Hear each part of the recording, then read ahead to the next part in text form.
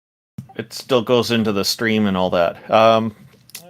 Analytic Breakfast, we have run out of time, and we're going to need to continue this another time. I guess he can't hear us. He can't hear us, but that is our time for the day. So Thanks, guys. So thank you everybody for tuning in. We seem to be running into some issues with Discord here. It would be nice if everything worked really smoothly, but we did manage to get a whole show in today, a whole 4 hours and 22 minutes. So did anybody have any final thoughts you wanted to share real quick before we close the stage? I just wanted to point out that the fact that our mind may be independent of matter, as in our mind actually just may be an energy network from our neurons that are sending real physical signals, does not point towards a god, and so still not convinced.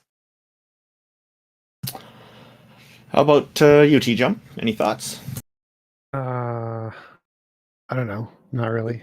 Potato. Okay. JL Warren, thoughts for the show today?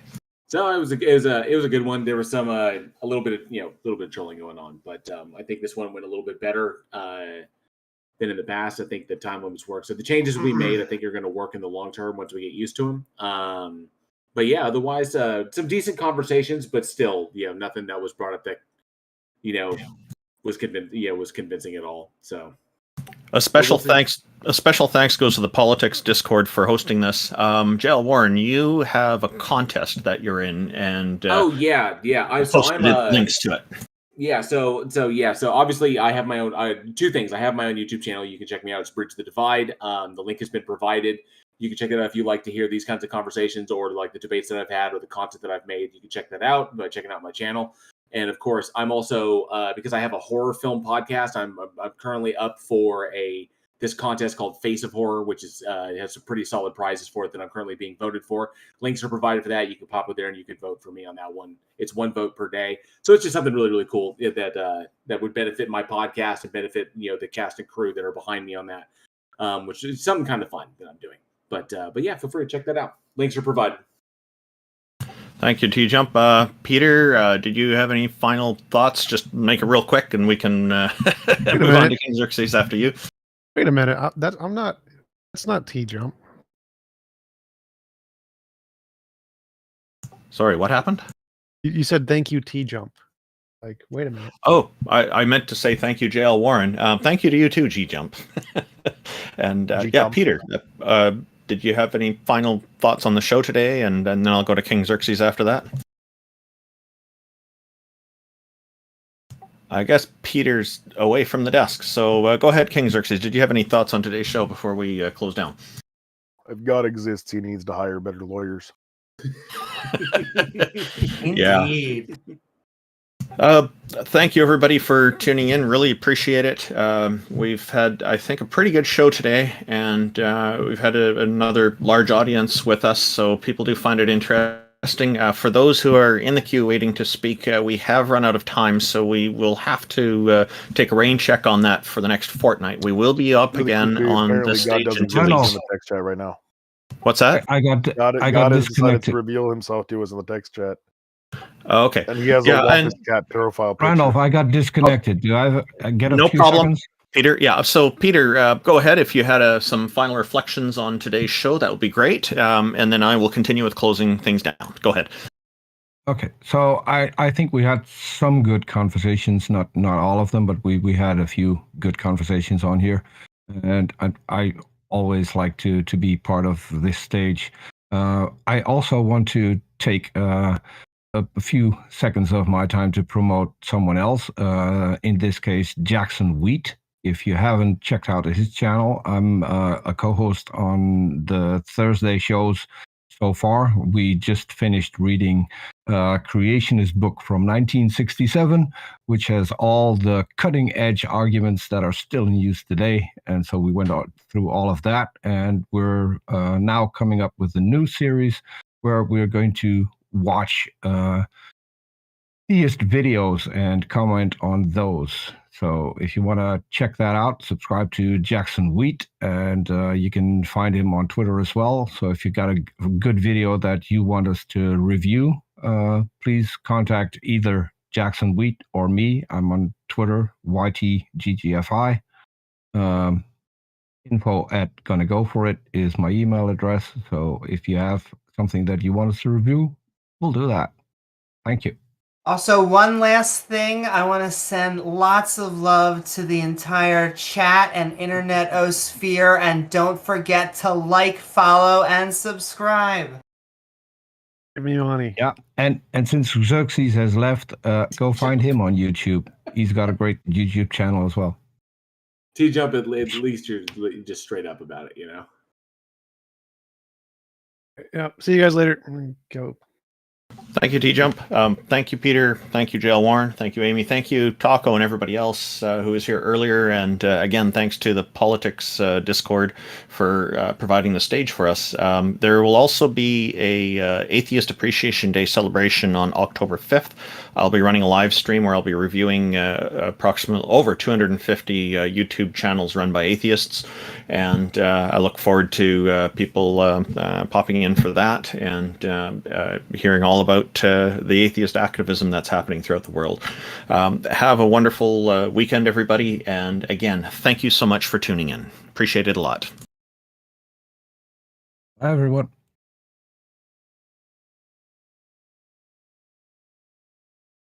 All right.